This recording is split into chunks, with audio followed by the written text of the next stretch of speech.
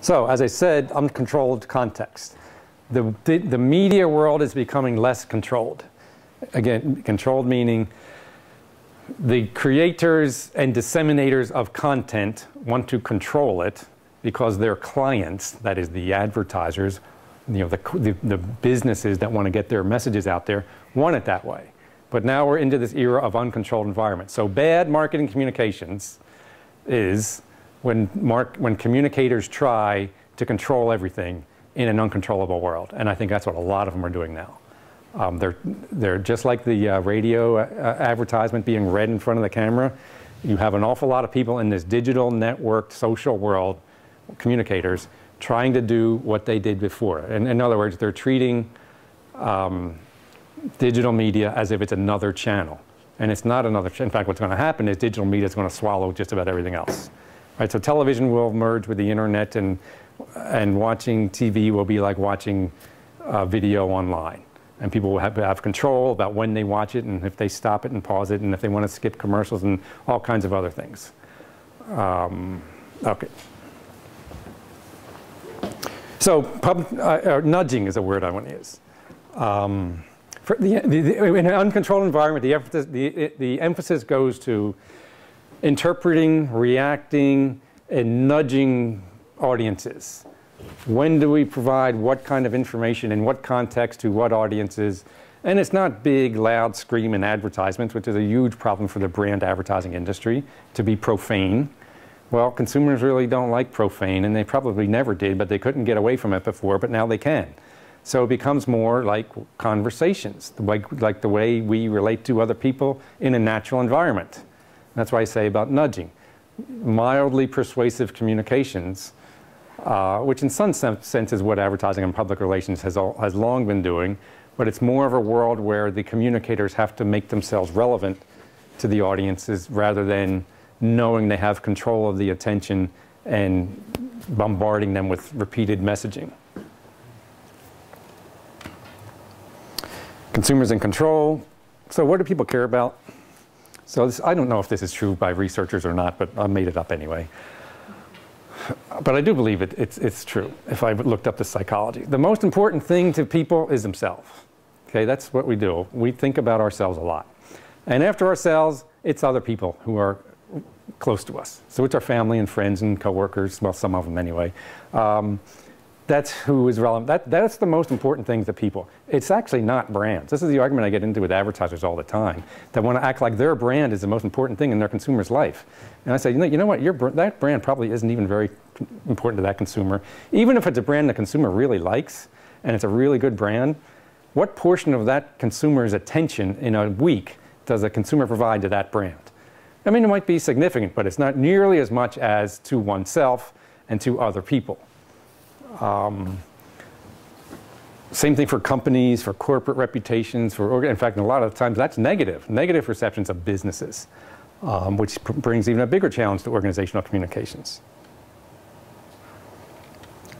I'm going to say this because I don't want to forget it. I think it's on a later slide, but I just want to mention it. So we come to social media. So people go to social media websites, so they go to Facebook or whatever the case may be, and they're not interested in brands. And they're not interested in companies' Facebook pages. They're interested in their friends, and they're interested in connections, right? It's all about other people.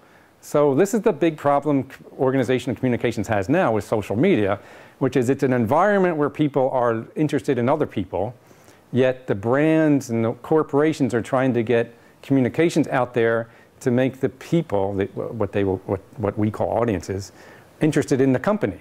And that's not what that's not what they want. Now, this is not to say it can't be done well. It's just to say, you know, there's a brand, I don't know if it's probably not sold, there's a brand in the US called Skittles, which is a candy, just a little round candies in a sack. They have 6.5 million friends on Facebook. And we had one of their executives in the office recently, and he says, I've got 6.5 million friends on my Facebook page for my brand. I have no idea what to do with them, right? You can't send them all ads. That's not what they signed up. I have no idea why he had no idea why they signed up. He says, I don't know anything about where they came from, about why they're there, about what they expect, or about what I'm going to do to them. In the old model, I would treat that as a database, and I'd do a direct marketing program, and I'd send out email in this case. Yeah, but in the new model, that's not going to work, and don't know what to do with them.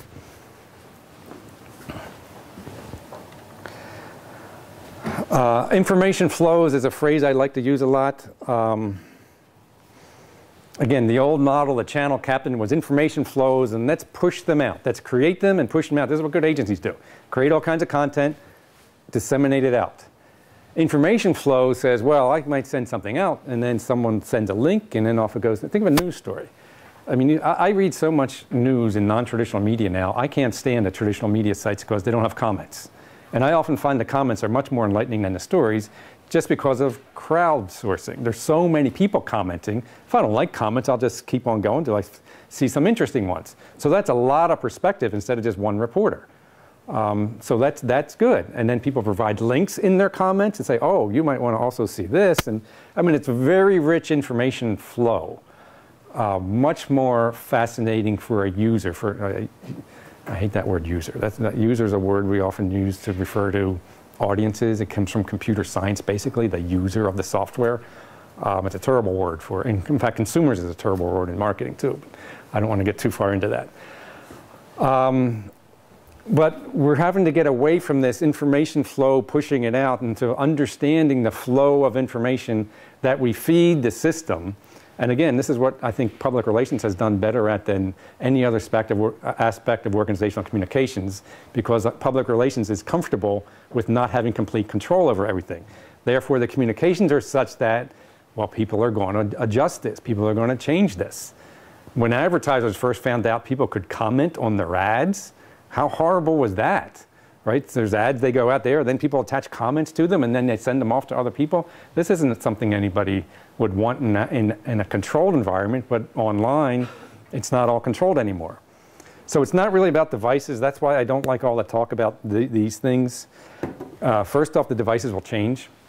So now this little iPhone is going to become an oversized iPhone, which is called an iPad, and it doesn't even have a phone. And on it will go with the whole dozens and dozens of replicas are coming out this year and next year for other brands coming out with the same, touch screen, big devices. Okay, so in 5 or 10 years there'll be something else. I don't know what it'll be, but the devices change. That's not what's really important. Now, the idea of mobile is incredibly important because whatever the device is, the person has it with him or her, and that's a hugely different kind of environment for communications. But it's not really about devices, it's about the people, because that's what people use the device for. Right? That's why people love these things so much, because they can text message with their friends and go to their social media sites and do all kinds of other things, not see it as another place to get organizational communications messages coming in. This is a bit of a long quote, so I don't really want to spend too much time with it or even read the whole thing. But it's just a general comment about the shift from a push to a pull economy. And it's not just in communications, it's in a whole other aspects of it, such as product development and product design.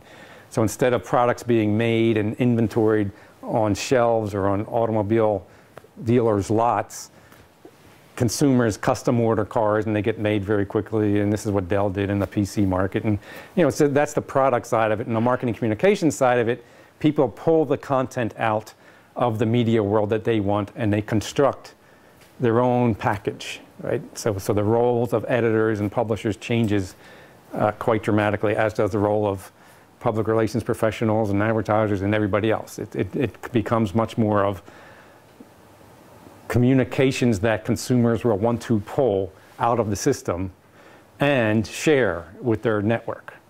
And you see this now with Twitter and people putting links in Twitter and sending it to all their friends. I mean, that's a huge impact.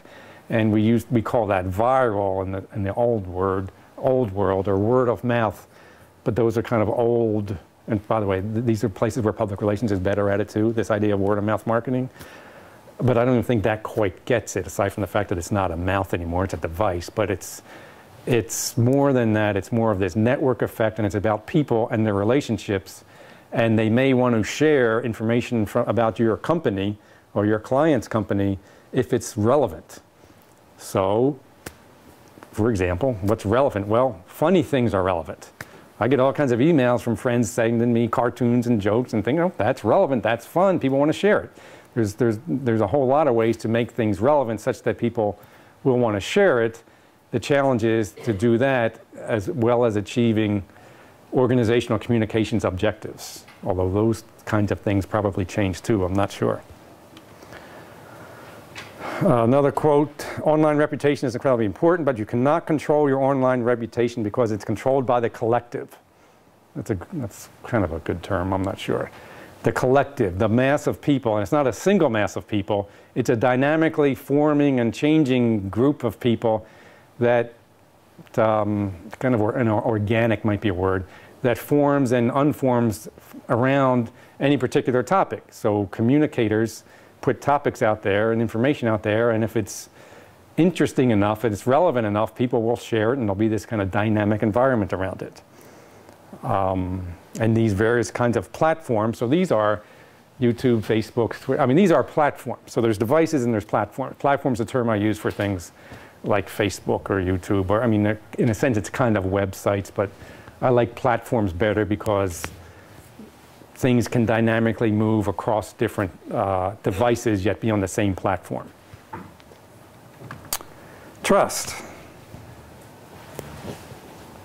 People trust their peers. They don't trust you. They don't trust public relations. They don't trust advertising. They don't trust politicians. They don't trust businesses. They trust their friends. They trust people they know. They trust other people even if they don't know them, right? They're more likely to believe something that's in the comments of a news story than what's in the news story by the reporter. They're more likely to believe posts and comments in chat rooms from someone they have no idea who it is, just because it seems like it's a real person. And people are put far more faith in what other perceived to be real people say than they do in what professional communicators say.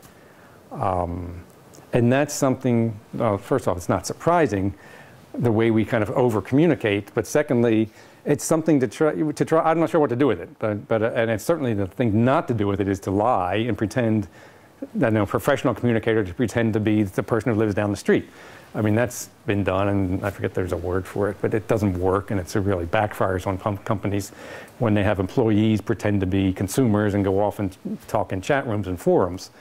But peers and regular people and trust is what matters to other people, and that's where communications are awfully strong, and I really think that's where public relations is way better off than advertising, because public relations has long tried to utilize the trust that reporters have with the public, whereas advertisers have been straight commercial messaging. Public relations achieves credibility. I'm using some of these words loosely when I talk about reporters and trust, by the way.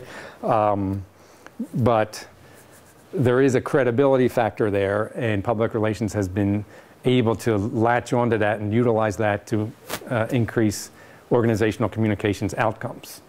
And so that's good. That's dealing with trust and leveraging that.